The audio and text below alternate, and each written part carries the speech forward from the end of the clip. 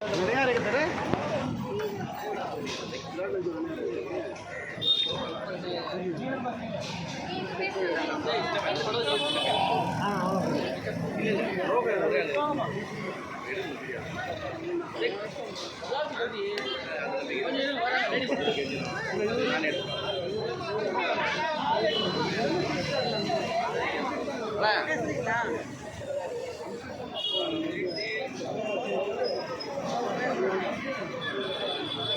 யாருங்க அவங்களா?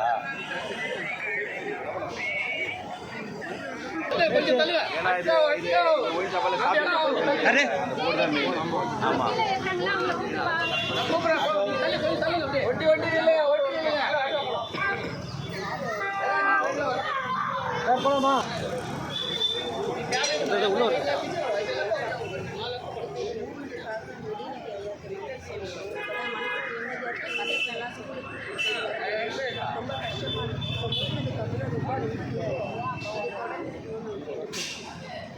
மேடம், இதுக்கு முன்னாடி ஏன்னா ரொம்ப தொல்லையாக இருக்குன்னு சொல்கிறீங்க.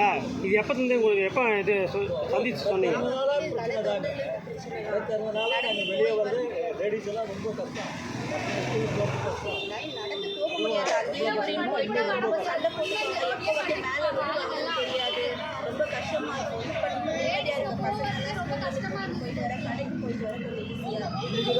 சண்டே போல வயசு 60 இங்கதான் நான் பார்க்குறேன். கொஞ்சம் சண்டே போல இருக்குது. மற்ற நாள்லாம் சண்டே போல இருக்குது. ஏதோ ஒரு சாராய கடை, அந்த பாண்டிச்சேரி சாராய கடை அந்த மாதிரி இருக்குது.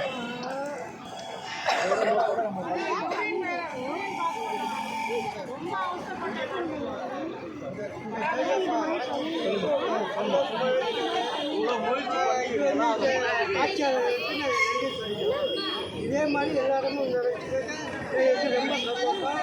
இப்போ வச்சு ஆட்சியாளர்கள் இந்த மாதிரி ஒரு சந்தோஷமான நிகழ்ச்சி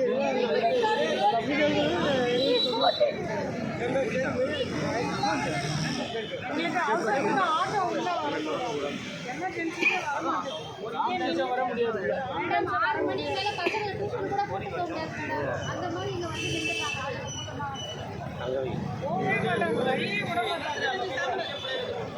கொஞ்சம் ஆளுங்க மேலே பொம்பளை மேலேயே சாஞ்சிடுவாங்க. பொம்பளை மேலேயே சாஞ்சிடுவாங்க. ரொம்ப பாதுகாக்க முடியாது. இல்லை, இப்போ தற்சமயமாக பூட்டி இருக்கிறாங்களா கடையை? சார், இது பர்மனெண்ட்டாக க்ளோஸ் பண்ணிட்டாங்களா?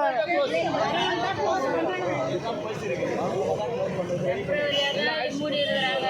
பர்மனெண்ட்டாக மூடுறது வந்துட்டு அது கன்ஃபார்மாக தெரியணும்.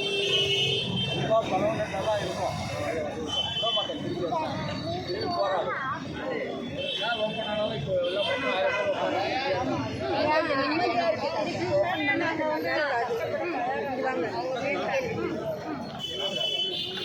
டெம்பரவரியாக இப்போ மூடி இருக்கிறாங்க மேடம். கன்ஃபார்மாக இது வந்துட்டு பர்மனெண்ட்டாக அது வந்துட்டு இந்த கடையை மூட வைங்க. ஜனங்க பசங்கள்லாம் போகிறதுக்கு முடியல, எங்களாலேயும் நடந்து வர முடியல. இங்கே வந்தோம்னா அப்படி நடந்து வரக்குள்ளேயே வந்து மேலே வந்து விடுவாங்க எங்கள் மேலேயே. நாங்கள் இப்படி நவுந்தோம்னாக்கா வந்துட்டு சிகரெட்டை பிடிச்சிட்டு எங்கள் மூஞ்சிலேயே அப்படியே ஊதுறாங்க. தள்ளி நடக்கவும் முடியாது எங்களால். அந்த அளவுக்கு ரொம்ப வந்துட்டு பிரச்சனையாக இருந்துச்சு எங்களுக்கு. நாங்கள் வர வர வந்துட்டு என்னத்தை தான் சொன்னாலும் அவங்க வந்துட்டு காதிலே வாங்க மாட்டாங்க. நீங்கள் என்ன சொல்கிறது, நாங்கள் என்ன கேட்குறதுன்னு சொல்லியிருந்தா அப்படி தான் எல்லாமே பண்ணிகிட்டு இருக்கிறாங்க. இங்கே நாங்கள் எவ்வளவோ சொன்னோம், கேட்கல அவங்க. இப்போ என்னமோ டெம்பரவரியாக வந்துக்கிட்டு முதலமைச்சர் எடுத்துருக்குறாங்க. இதே மாதிரி இது கன்ஃபார்மாக எங்களுக்கு வந்துக்கிட்டு எடுத்தாச்சு. அது வந்து துணை முதலமைச்சர் நன்றி சொல்லுங்கள். துணை முதலமைச்சர் உதவி அவர்களுக்கு மிக்க நன்றி. அங்கே எல்லா சார்பாக நன்றி தெரிவிக்கிறேன்.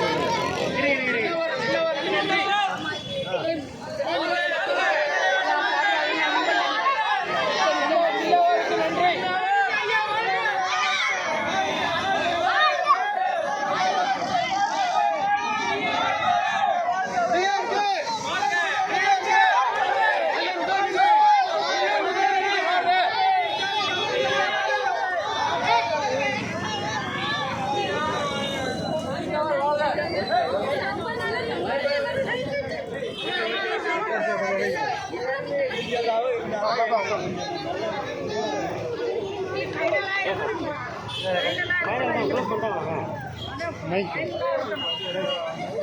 வைங்க. ஃபைனலாக இருக்கணும் மேடம்.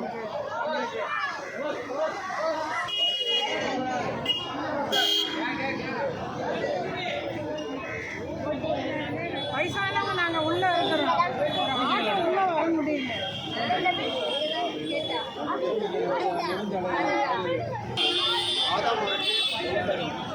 ஏரியாவில்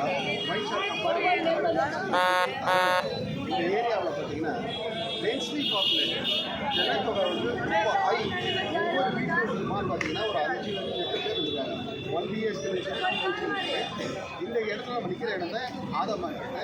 இது லேன் இந்த ஒயின் ஷாப் எதிர்த்து பார்த்தீங்கன்னா ஒரு பள்ளிவாசல், லெஃப்ட்டில் பார்த்தீங்கன்னா ஒரு ஹாஸ்பிட்டல், அதுக்கு ஒட்ட மாதிரி ஒரு ஸ்கூல், இந்த பக்கம் கோயில், இந்த பக்கம் ஃபுல்லாகவே சுற்றி ஏகப்பட்ட சிறுபான்மைய மக்கள், இஸ்லாமிய மக்கள் எல்லாருமே இருக்கிற ஒரு இடம் இந்த திருப்பதினாலே சென்னைக்கு பழைய ஏரியா. இந்த ஏரியாவில் வந்து இருக்கிற டிராஃபிக்கே ஆல்ரெடி நம்மளால் வந்து சமாளிக்க முடியல.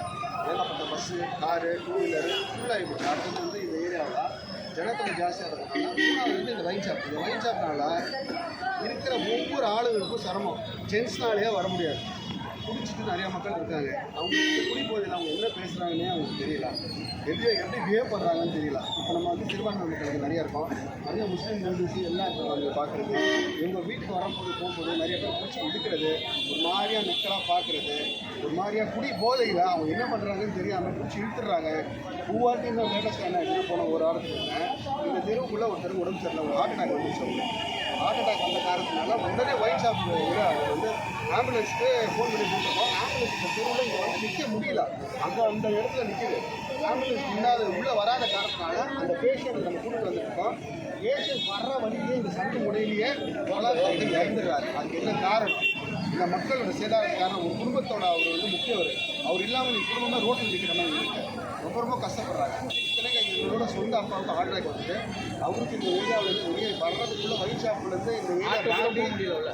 நம்ம ஆம்புலன்ஸ் போகிறதுக்குள்ளேயே நம்மளால் வந்து ஒரு 20 minutes ½ hour ஆகுது. அந்த எமர்ஜென்சி நேரத்தில் இந்த மாதிரி இருந்துச்சுன்னா ஒன்றுமே செய்ய முடியாது. இந்த காரணத்தினால அவங்களுக்கு வந்து நம்ம பெரிய ஒரு இழப்பு சந்திச்சிருக்கோம். இந்த ஏரியாவில் நம்ம நிறைய இழப்பு சந்திச்சிருக்காங்க. இன்றைக்கி ஐயா உதயநிதி ஸ்டாலின் சின்ன பிள்ளைன்னு சொல்லுவாங்க, சின்னவர் ஐயாவுக்கு ரொம்ப ரொம்ப கோடான கோடி நன்றி. ஐயா இன்றைக்கி வந்து அவரை போய் நம்ம நேரில் பார்த்தோம். அதுக்கு முன்னே பார்த்தீங்கன்னா கடந்த 10 வருஷமாக ஹைகோர்ட் போயிருக்கோம், அங்கே போயிருக்கோம், கவுன்சிலர் போயிருக்கோம், கமிஷனர் ஆஃப் கஸ்டம்ஸ் போயிருக்கோம், டாஸ்மாக் ப்ராஹிபிஷன் போயிருக்கோம், நம்ம பார்த்தீங்கன்னா தாசில்தார்கிட்ட போயிருக்கோம்.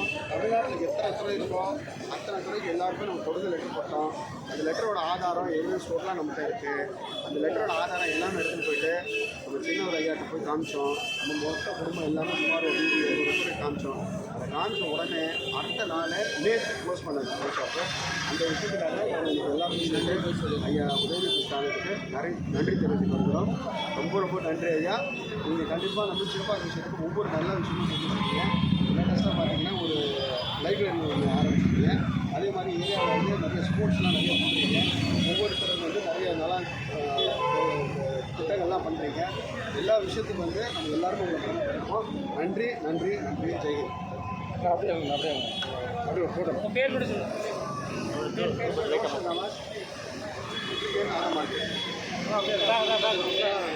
பேர்லாம்